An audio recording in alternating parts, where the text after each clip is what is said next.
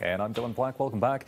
An amazingly fun festival that's fun for the whole family is coming May 11th to the 15th. With us right now, we say hello to Jordan David, Communications Specialist with the Ottawa Children's Festival. Yes. Good day, sir. How are you? I'm lovely. How are you? Good. I'm lovely as well. Thank you. We also have Carol-Ann Pickinen with us, and you're with Ottawa Festivals. You're the Executive Director. Yes, I am. Okay, it's a busy time. It is indeed. Festival season. Festival season is all year long, but you're right. We're coming up to a very busy time in the festival season. So what's happening? What's coming up? Well, there is a lot coming up, and there's a lot of reasons to get festive. I brought my handy-dandy Get Festive Soyez de la Fête brochure. So these are available all over Ottawa for you to check out. Okay. But some of the highlights in May, of course, we have the Children's Festival coming up. We also have the Tulip Festival, which is a very big favorite for families. You love dogs. We've got the Kennel Dog Show is coming up. Wonderful. We also have Tamarack Race Weekend that's happening towards the end of May. So a great time to get the family out and do some running, whether you're a marathoner or you're interested in doing a 2 or 5K. So those are some of the highlights. So busy, and that's why I love the nice weather. It just brings out the festivals. Indeed. Okay, so Jordan, let's talk about the Ottawa Children's Festival to be more precise. So it's May 11th to the 15th. Yes. And it's at various locations, so where will it be found? Yeah, so our main site is LeBreton Flats and the Canadian War Museum. We have a show happening around Rapids, and we'll have a shuttle bus taking people there from the Canadian War Museum. Okay, how many years has this festival been This is our 33rd year. 33 Yeah, years. so a long time in the community, but a lot of people still don't know about the festival. But it's a performing arts festival for families. And if you have a family, you want to see some performing arts, it's the best place to be. Yeah. And I can imagine now parents are bringing children, and those parents were probably at this festival as well at one point. Exactly, yeah. Yeah. And yeah, we're actually finding a lot of older people coming as well, just to take in some of the beautiful shows as well. So if you're a first-time attendee, what would you expect to see? Well, if you can imagine just art everywhere in its many forms. So we have puppetry, we have music, dance. Basically, it's just a celebration of everything artistic. So a lot of on-site activities, a lot of shows to see, a lot of food vendors. Yeah, You said puppets? Puppets, yeah. So a lot of puppetry from around the world. Yeah. So one of our feature shows is Boxy George, by popular demand back from Denmark. Just world-class puppetry.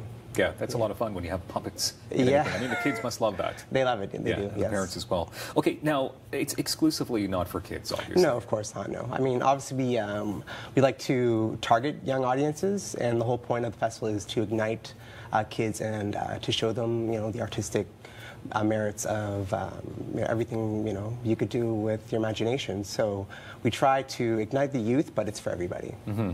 Okay, Carol-Ann, this is a random question, but is there any festival that hasn't happened yet? I mean, is there ever stuff that you're still working on when you're brainstorming, thinking, because you seem to have like a festival happening every weekend? Yeah, pretty much. So that's a really good question. I mean, there are so many different kinds of festivals, and as Jordan said, it's really in the imagination of the producers. The Ottawa Festivals Network does not produce. We support and provide services to our festival industry.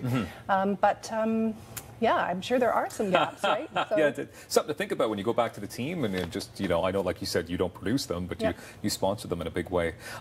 Any more highlights that you'd like to mention? So Fred Penner, Canadian He's coming. icon. He's coming this year, yes. So he'll be there. Machine de Cirque, a world-renowned circus troupe. We have, like I said, a lot of on-site activities. Yeah, it's great. Check out our website to see the full program, but it's an amazing, amazing festival. And can I mention as well, I had a chance to meet Fred Penner last year, and Tell me about it. He's just an incredible human being.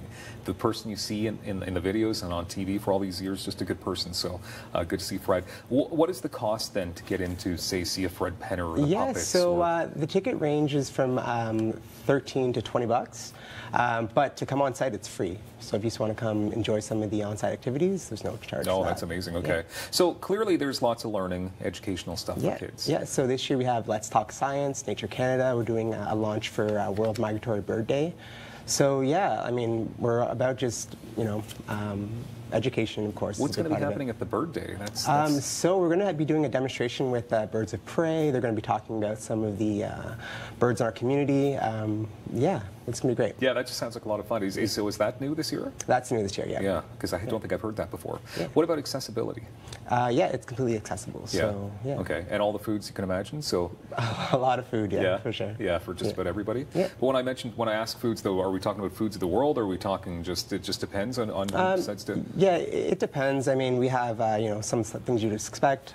Popcorn, you mentioned, is one of my your... son's favorites, yep. Get some out there. Yeah. But, just regular food, for sure, you'd expect at the festival. Healthy stuff for the kids, I'm sure. Of course. Okay, so Caroline, just to recap, coming up in the next couple of months, what are the big ones again, festivals? Well, in the next couple of months, of course, we've got, I'll just focus on some of the ones that I haven't mentioned already. So, of course, we have Festival Franco-Ontarien that's coming up on June the 14th to the 16th. We have Glow Fair, which is one of the, a very great neighborhood festival that happens down on Bank Street. We have the Tim Hortons Dragon Boat Festival. They just launched their music lineup, and the registration is still open. And, of course, the TD Jazz Fest is always a great favorite. They've got Chaka Khan coming this year. They have Chris Body, amazing pianist, and Chaka Khan. Right? Don't we all know that too?